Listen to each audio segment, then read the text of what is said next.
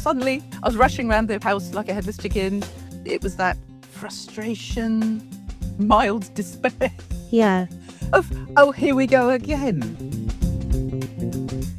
How useful is that when you are next late, potentially? Which, of course, I wouldn't ever be.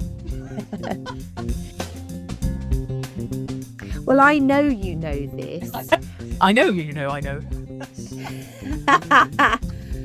But, just because we're coaches and NLP practitioners and everything doesn't mean that we don't still do these things to ourselves.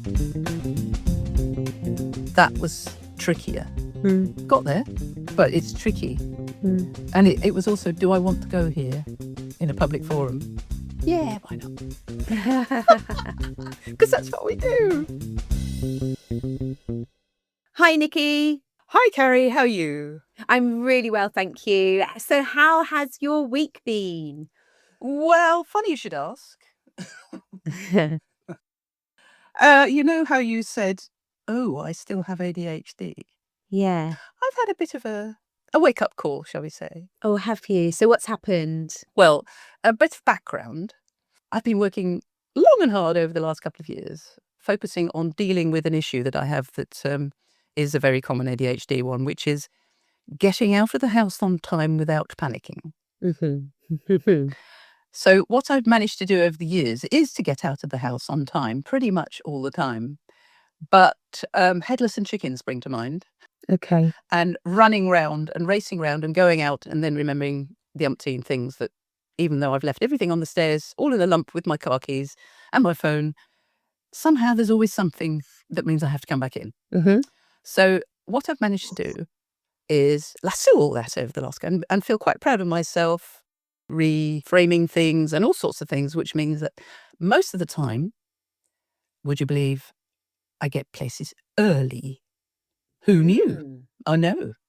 So that's all going terribly well. And there's a postscript to all that. But for the time being, that's the background. So this week, our chorus rehearsal on Tuesday, it was all going beautifully to plan. I had it all timed. I primed my partner and said, I'd really like to be there early if we can, and this, that, and the other. Anyway, so I planned to go for a walk. And I fitted the walk in. This is for health reasons, and it's all good. And then I bumped into a friend's daughter, whom I know quite well, and who's a lovely person. And she asked how I was, and we started talking about that. And I know they've just moved house, so I felt kind of not obliged, but something in that direction to say, oh, how's it going? And then, of course, she wanted to tell me. And then she asked another question, and it was all very engaging and lovely. And then I suddenly had a shit moment. Time.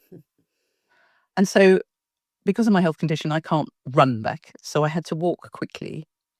And the result of all that was that I had a bit of a funny turn, which meant I had to sit still for 5 minutes while I recovered. And by the time I'd done all that, guess what? Late? I was late. And rushing around the house like a lunatic, trying to get everything done. And my partner was waiting, and it sort of tapped back into the old days, which was disappointing and frustrating. And I was very sweaty. It just wasn't very nice. So I thought, well, never mind, it's a blip. It's fine. And then yesterday, I had an appointment, which is about half an hour's drive away. And I can't even remember what happened particularly. It was that insignificant. But I got distracted and from being on time, in fact, early, best laid plans. Suddenly, I was rushing around the house like a headless chicken. And I did get there 2 minutes early, but only just. And as it was, she was running a couple of minutes late, so it didn't matter. But it was that frustration, mild despair. Yeah. Of, oh, here we go again. I felt like I'd got a handle on this. Now, as coaches, we know it's not a straight line and all that kind of stuff. But when you've got evidence that things are going much better and you're dealing with something that's dogged you all your life and you're feeling quite proud about it, and then suddenly you have 2 bits of evidence in the same week that it's not going quite as well as you thought, dispiriting is the word. Yeah, I can hear that in your voice. And so I was going to ask you some questions really, which was about, you said that you used to have a real sort of getting out of the house on time was a real problem, and that you used to sort of end up very panicky and very stressed. And that sounded like that was just your norm. Is that correct? Yes, there's some background to it, but carry on with any questions. So the answer is yes. And you were often late for things, Um, or would you get there by the skin of your teeth? Skin of teeth. Absolute skin of teeth. Okay. So this may sound like a hollow victory, but you said you arrived at this point of 2 minutes early. So would you not see that as some progress from where you were before? And rather than it being all the time, it is these last 2 episodes. What I'm asking, I guess, is are you able to see that there has been a shift, a positive shift in this? Absolutely, yes. So with my adult-wise, sage-like, coachy mind, yes, absolutely. But you can feel, the thing that was dispiriting is that I was in that stress loop again. Right. And with the health condition I have, it's stress related and so on. So it's triggered when I get stressed. So I feel like I'm not allowed to be stressed, which in itself is stressful. So having worked pretty hard and used my mind well to create tools and strategies to avoid this happening, for it to happen twice in a week, that's why it was noteworthy.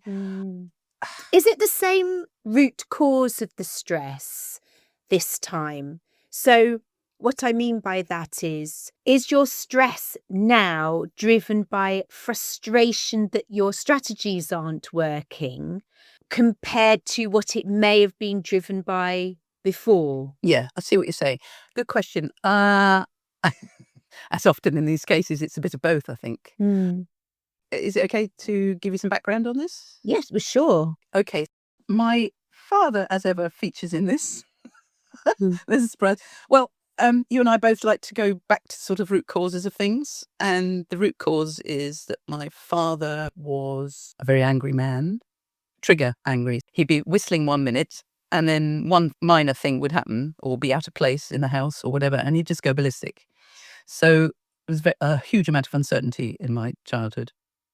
And so, sorry, I've just got this message that I want to say. Of course, many people have much, much, much worse childhoods than I have. So this is my brain kicking in here. But nonetheless, I did have an uncertain childhood in many ways.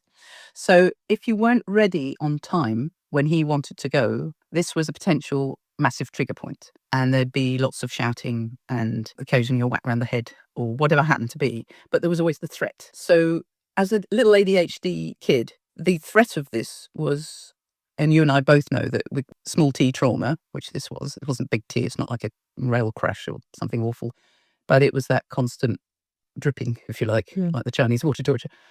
The threat of him, the tinderbox going off or the firework exploding or whatever it was always there. And one of the main triggers was if we were going on holiday or going on a day trip or something like that, going to visit friends of my parents or something, if you weren't ready, then that was a potential, the end of the world. So as an ADHDer, even though we didn't know that then, that I was, it was tricky. And I was hypervigilant, still am. I was hypervigilant because of all this uncertainty. And so the very fact that I would be nervous would mean that I would get emotionally flooded, which would mean that my frontal cortex would get even less of a look in than an ADHD would normally have. And so that would mean that I would end up not able to think clearly. And so I wouldn't be able to think what I needed. And as a little kid, you're less likely to anyway. And this is the pattern. And then I had a partner later on in my life a while back who wasn't my father, but got very disgruntled, let's put it that way. And it tapped me straight back into my father's stuff. So there's some triggers there.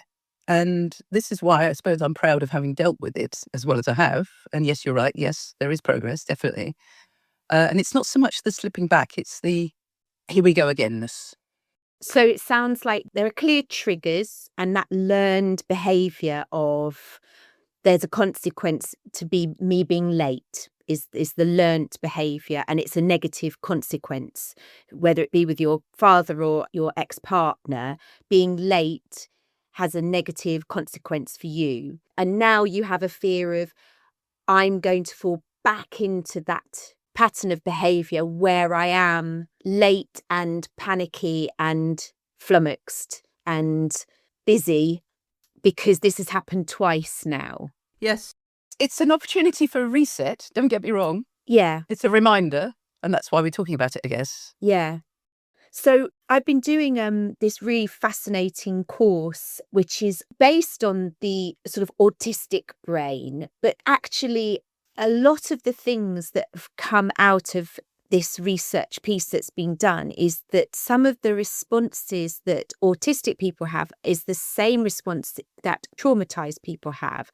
It doesn't matter whether it's big T or small t trauma. So for anybody listening, in a nutshell, big T trauma are those things, like Nicky said, those huge life events like a bereavement or significant ongoing abuse, a train crash, an attack, those sorts of things that are really shocking moments. Going into battle. Yes. Yes. But small t trauma are those trauma. I've heard a great definition of trauma. It was basically brain indigestion and anything that your brain cannot digest or compute or understand becomes a trauma to you. It's something that's unresolved and it's something that your brain can't compute. And therefore, all those small t traumas, they are still affecting your brain, and your brain is going, I can't understand this. Yeah. And also it gets stored in the body. That's the thing. It goes down into your body. There's a somatic thing. So yes, sorry, Yes. just interject. Yeah, absolutely. No, you're right. So your whole body has this response to it, which is why people who carry trauma with them have a hypervigilance, certainly in certain circumstances, and physical sensations can trigger even outside of the event that triggered you, if that makes any sense. Yes. So that you don't have to actually have the stimulus of the exact trigger. It can be a sensation that you feel within your body that feels like that experience. Exactly, yeah. So for a lot of people who are traumatized or also on the autistic spectrum, it's about safety. And essentially, people who are autistic live under a constant state of threat, which is also true for people who have experienced trauma. And so that their fight flight is heightened. So there's a reason for me to say that obviously there is a comorbidity between ADHD and autism anyway. Yep. But listening to all these lectures in this course, they were talking about how anxiety can be, just like you explained, you get caught in that loop of it.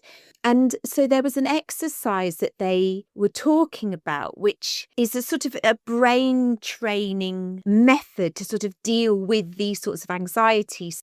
So you actually address what that trigger is or what's happening to your thinking, because as we know, our thinking affects our emotional response to things. So the reason why I share all of this is because for a lot of people with ADHD, we hold on to a lot of triggers from, like you're saying, from things in our childhood, things we've struggled with, things that we find really difficult, and have a lot of anxieties about those things. So this method that they talk through is a very, very straightforward one. And I can share that with you if that's something of interest. Of course.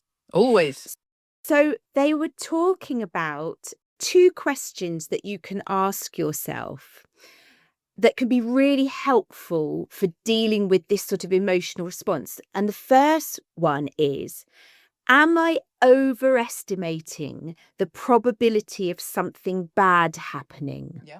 So when you're thinking about being late, now you're running late and you're panicking and your triggers are all raised because of you're thinking of your dad and your ex-partner and the consequences that there were then, you've got that learned panic trigger response.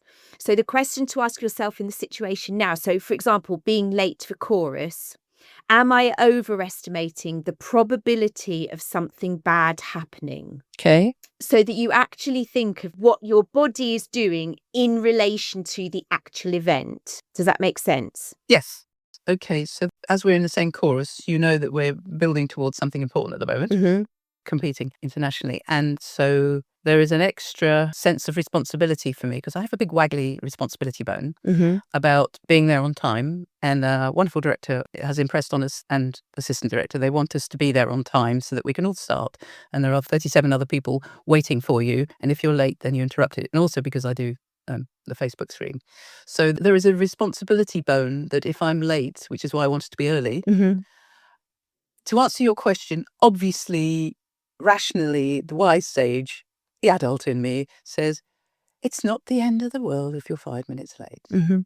But it's a body response. Yes, obviously, it's the brain at the end of the day, but it's held in the body. And my body wants to panic. Okay. I think it's fight and flight. And I think I want to, if I run around fast enough, then I'll get there. And it's that feeling. Yeah. Yeah. So to answer your question, I think I understand where they're going with it, and it does make sense. So rationally, yes, but I'm not sure that particular question quite hits the spot. Okay. I might be wrong. No, I understand that. So there's more. There's the second part to it was, am I overestimating how bad it would be if this does happen? What was the first question again? Am I overestimating the probability of something bad happening? So am I thinking, oh my gosh, something absolutely awful is going to happen? And the second part is, am I overestimating how bad it would actually be if that did happen? I'm going to switch to part 2, yesterday, Okay. because the first one has my responsibility bone tied up. This sort of has yesterday's appointment, but I was paying for yesterday's appointment. The only one it would affect was the physical therapist I was going to see, but she was going to get paid anyway. So the only one who was going to suffer, if you like, was me. So was I overestimating? Possibly yes, yesterday, because nobody else would be affected. It was just me. And actually, if I was 5 minutes late, it wouldn't matter. And I was telling myself as I was driving there and looking at the sat nav and thinking, just relax, Nicky, it's fine. I was telling myself that it wouldn't be the end of the world if I were 2 or 3 minutes late, and she probably wouldn't be quite ready because, the appointment's overrun. And that's exactly what happened. So yes, is the answer to the second one. So even with regards to being late for chorus, and you saying, actually, it's really important, I do need to be there. When you think about what the outcome is going to be, is there a gap between what your rational brain knows is the likely outcome and what your emotional triggered brain is flapping around thinking is the outcome? Undoubtedly. So, is that good enough? yeah. So, no, because that's a good part to get to. And I know this maybe sounds really obvious, but sometimes we don't really stop and articulate this. Absolutely. Totally.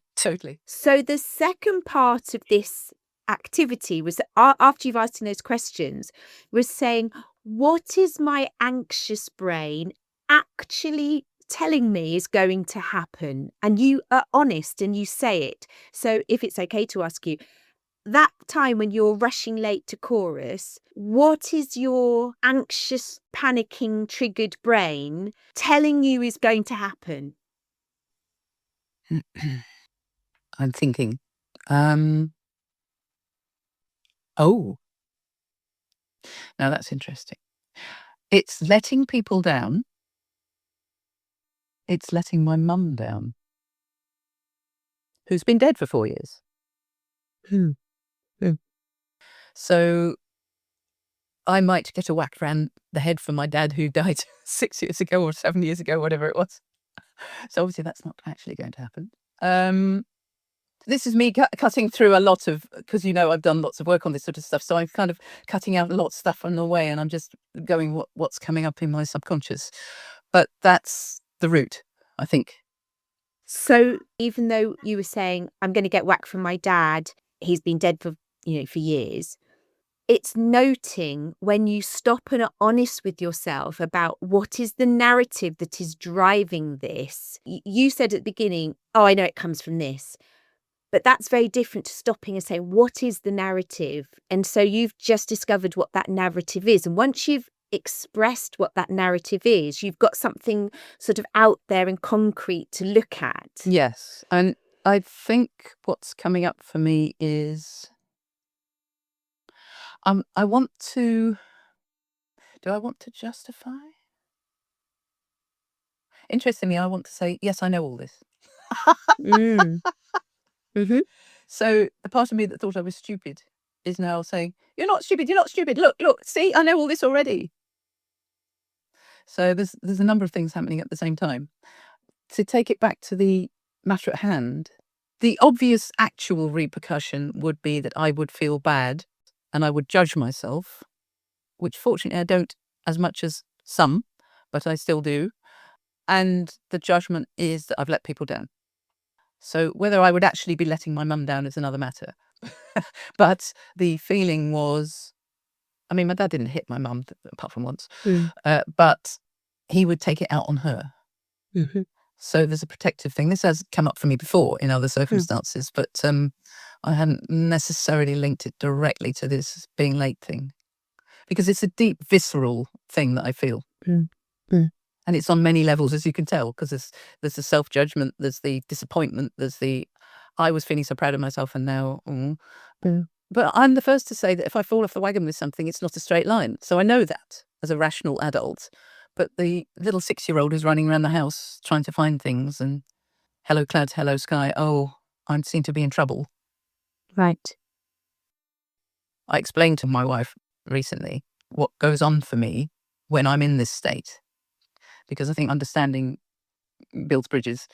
And if people understand why you react to certain things, it's not just about your own understanding, it's the people around you, the impact it has on them. And obviously, if I'm late and running around like a lunatic and being panicked and stressed, then I realize that has an impact on people around me, which I don't want either. So there's the judgment comes in again. Mm. Is that I just want to be this serene, calm, lovely person that I am on many occasions. I want to be that all the time. I don't want to be this nutter Yeah. that's running around the house. I want to be a nutter, but not that sort of nutter.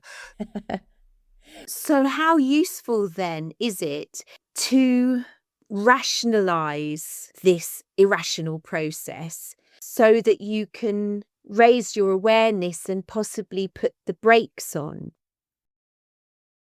I'm thinking about whether I want to put the brakes on or whether I actually want to release. That's why I stopped, paused for a second, because putting the brakes on felt like shutting down to me. It's like compression, whereas actually releasing. Hmm.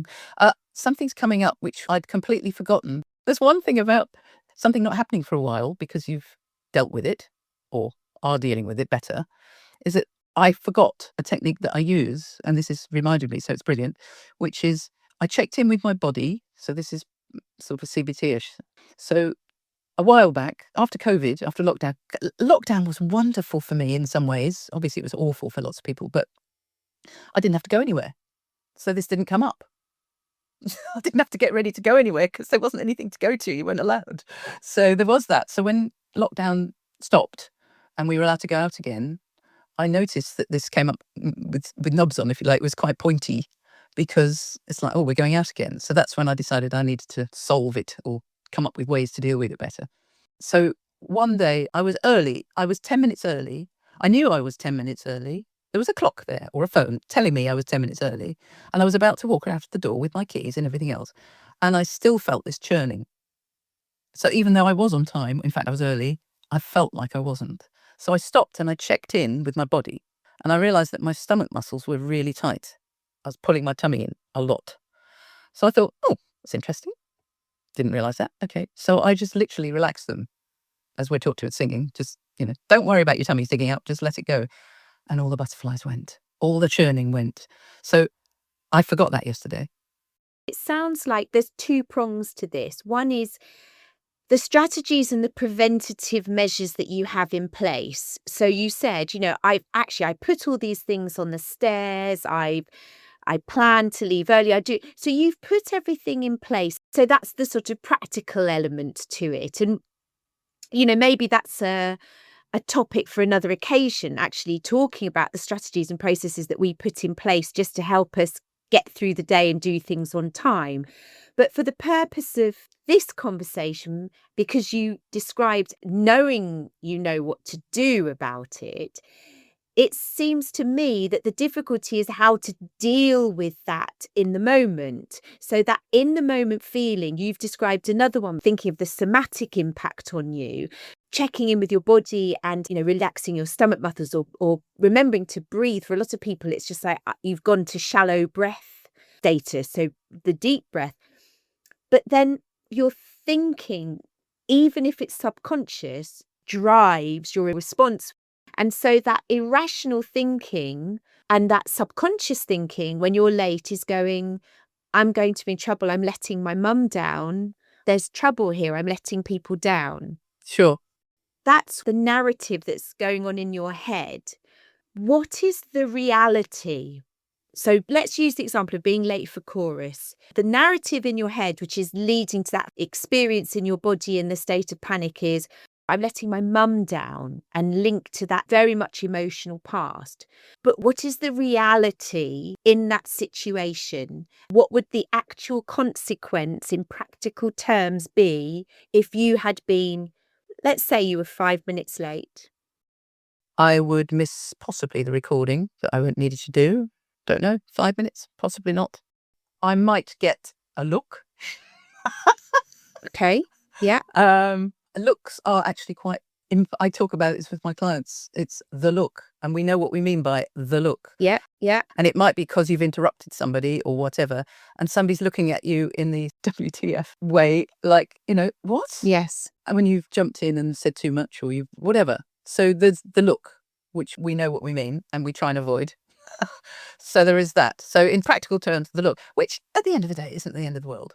So to answer your question, probably not a lot. Let's go into that. So there's already this difference between narrative. Yes, and reality. Reality, actually, when you came down and we took your feelings, Yes. which were then driving that narrative still, the actual fact was, I might get a look. Okay. So then the follow-up question is, how could you deal with that? What if it happened, or the thought of it? Yeah, if it happened. So you've said, actually, the reality is I might get a look. So what would you do if that happened? Okay. How would you deal with it? I would, if the circumstance allowed, as in not wanting to interrupt somebody, I would prophylactically apologise to avoid the look happening. I preempt it. And I might do that with somebody I know well by mouthing it at them so I didn't interrupt too much. Sorry, that kind of thing. How else would I deal with it? Well, obviously, there's the internal side of things, what's going on, the narrative, and talk myself through it. And actually, part of me would feel it's justified. The look would be justified. Okay. So I'll take it on the chin. I'm not a big beater up of myself generally, but when I know that I've done something that is not ideal, I'd like to say I'm the first to say, I messed up there and I didn't live up to what I would have hoped I would have done there. Sometimes there's a reason for it. Sometimes I just get distracted. It goes with the territory. And I have a lot more understanding of myself in that respect these days. Nothing else is popping up. Okay. So when we take emotion, which drives our feelings out of it, the most likely way that would have realistically panned out is assuming you'd arrived 5-10 minutes late. You may have got a look. You would have had a strategy to deal with that where you would have mouthed sorry and probably held your hands up, spoken to the person about it afterwards and say, gosh, sorry about that. I'm really sorry I was late. And then, because you're not, using your word, a big beater-upper of yourself, that would have been the end of it. So you've played that forward logically. You've come up with what logically would probably happen, how you would deal with it, and what the outcome moving forward would be. How useful is that in the context of your situation when you are next late, potentially? Which, of course, I wouldn't ever be. Well, but everybody runs late at times, don't they? Yes. Best laid plans, blah, blah, blah, blah, blah. Yes. So in a situation, you know you've got all the strategies in place, preventative, somatic in the moment things to help you deal with it. But how useful is it to know that there is a narrative driving this that doesn't really bear much resemblance to reality? Yes, is the answer. Yes, it is. It's useful. I think I've got a resistance. Okay. What's the resistance? I have a question about the resistance. Go, shoot. What do you gain by reacting in the way you currently react in the panic zone? Oh, nothing whatsoever. That's an easy one. Okay. I wondered if there was something that actually you feel there is a gain that No. you don't want to No, let go of. no, absolutely Okay. not on that one, because it's not serving me. It's actually the opposite completely. Okay. And I know usually when somebody replies this quickly, you think, that's a bit of a knee-jerk reaction. But actually, I think I'm pretty clear on that. I might be wrong, but that's how it feels. Okay. There's a resistance to embracing it, because I think the young child in me is doing that. I know all this thing. Okay. And it's obviously, I haven't been using it as much as I might. And the bit about, so when we look at stuff with clients and we look at the evidence, which is incredibly useful. See, look, I've just gone into professional mode. I can feel it now. I feel on much firmer ground. And I was feeling wobbly a couple of minutes ago, which is really interesting, watching myself. So let's just see if I can mix the two together. So the coach in me is thinking, yes, I do this with clients all the time. Oh, you should know better. You should have known this already. And I did, but this has pulled it to the front. Thank you. Well, I know you know this. I know you know, I know. But that doesn't mean that we, just because we're coaches and NLP practitioners and everything, doesn't mean that we don't still do these things to ourselves. Of course. And that's what we're about here. This is Absolutely. Okay. So this is what we're doing here, is we're being vulnerable, which is why I've been quiet on occasion and thought about stuff and processed things, because I wanted to know what was going on underneath. And there is that, it's almost like I'm trying to keep my head above the water. Okay. So this is some other stuff that's come up, and it's to do with my brother being genius level and so on, and me feeling stupid as a child. So that's it's all part of the same thing, but it's a different aspect that maybe we'd deal with some other time. I mean, looking at the evidence, the actual repercussions, yes, I think, as I said, yesterday's experience was, if you like, simpler. Because also at Chorus, I'm deputy section leader, so I have a responsibility that's over and above just being a member of the chorus, if you like, just as you have certain responsibilities now within the chorus and so on. And when you're on the management side of things, it feels worse if you're late somehow. It's like you're letting the side down with extra bits. So for me, there's a lot tied up to do with my values. Whereas yesterday it was just me and the therapist, and I've paid for it. And if I was 5 minutes late, well, that's my tough luck. So it wasn't quite as bad, if you see what I mean. I do see what you mean. I think I would just link it back to the issue with chorus, because I think that's a really good example of a situation where you feel that sense of obligation, and maybe that is what triggers it more than just I'm running a bit late for something. But actually, there is an element whereby your friends and everybody knows you and the struggles that you have with ADHD, as they do with me, and people make allowances for it and understand that. But B, actually, you're not usually late.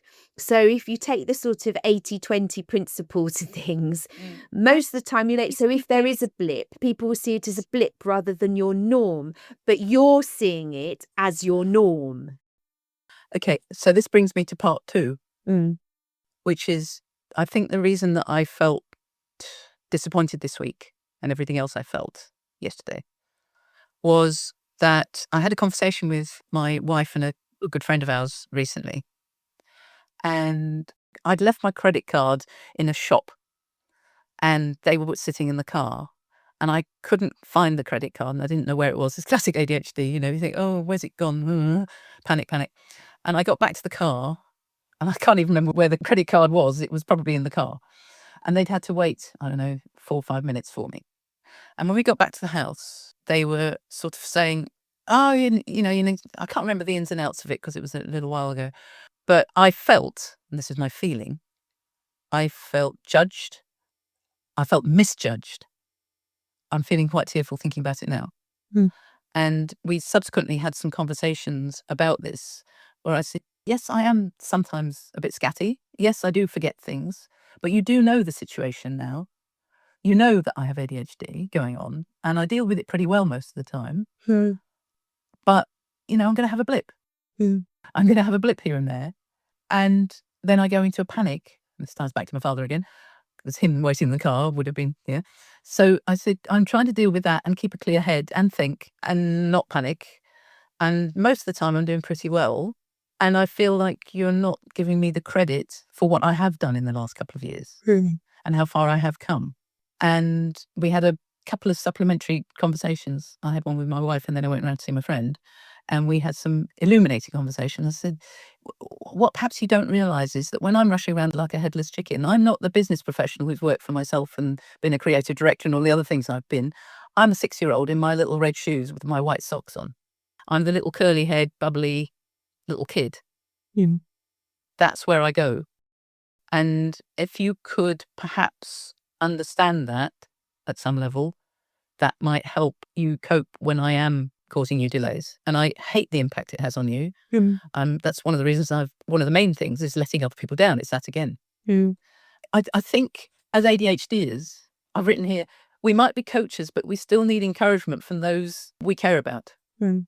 and who care about us. Mm. And that level of understanding is massively important. Mm. And communicating effectively with our nearest and dearest and our friends and everybody else is so important to see if we can help them understand, because they don't live in our heads. They really don't understand. Mm. Absolutely. Absolutely. Thank you for sharing that, Nicky, because I think it's really important. And actually, that's trauma, isn't it? As well, on every level, when we react in a certain way, we're the young child us who responds in that way. And that's not just ADHD, that's everybody. Yes.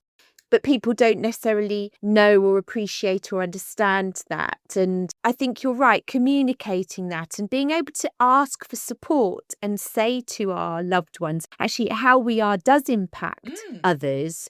But to be able to talk, I know that talking to my husband and saying, I find this really difficult. And in fact, he listened to the first episode and was like, oh my gosh, I really feel like I learned a lot about your brain from listening Yeah. to it. Yes, absolutely. So can I say one more thing about my friend? Yeah. My friend has a really strong value of respect. And when I was late, if I was a few minutes late with her to meet up for a walk or something, she was interpreting that as me not respecting her, which is so far from the truth. Mm. And once she understood better about the ADHD, and this has been a process over a few years with us, we now say, I'll meet you around about 2 or ish. And we try to make it sort of a joke between us and looser. And I'll text you when I'm leaving the house and that kind of thing, rather than it being, because I'd feel the pressure, which would mean that I'd go into a bit of a funk, which would mean that I wouldn't think clearly. So I forget things and therefore I'd be even later. And so we've kind of met in the middle, I think, about that one. So it's useful to know what's going on for the other party. Definitely. Because we're all, we all have our values. We all have, and it's like love languages, isn't it? How we communicate our love and how we see it communicated to us can be very, very different from person to person. Totally. So I suppose to wrap this up, it's about being honest and communicating with ourselves about the reality of what's going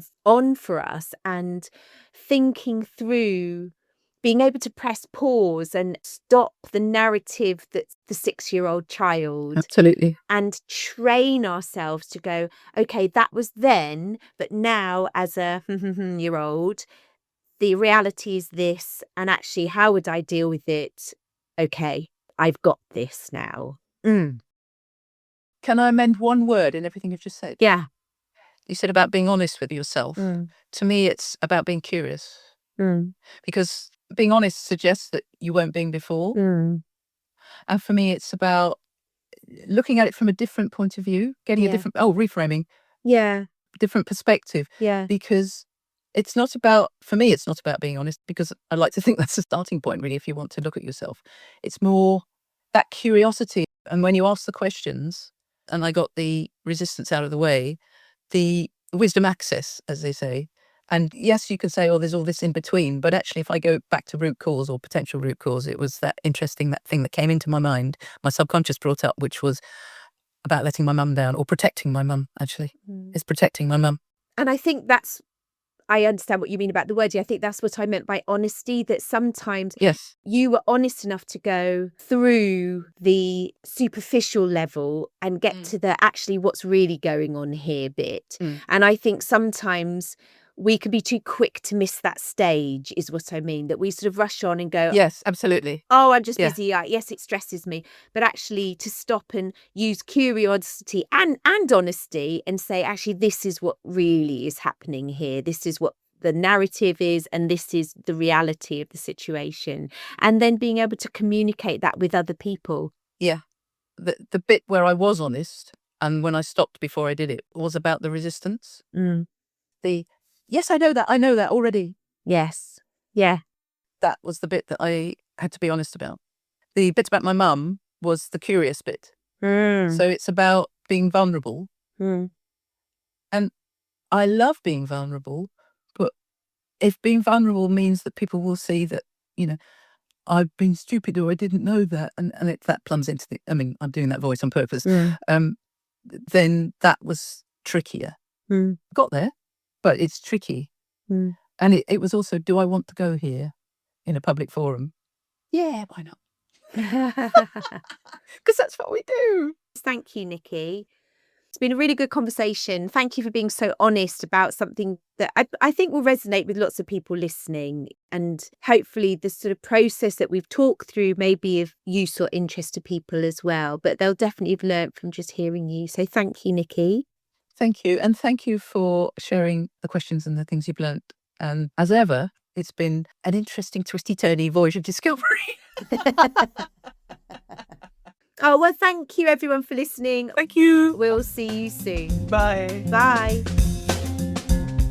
Thanks so much for joining us on our ADHD journey. If you can spare a sec, a review or ranking would be hugely appreciated by us. 5 stars would be marvellous, but whatever you think. Every single one really does help. As well as on your favourite app, you can find us on YouTube and Instagram at the ADHD Connection _podcast. So we hope to see you on there. Thanks again for listening, and bye for now.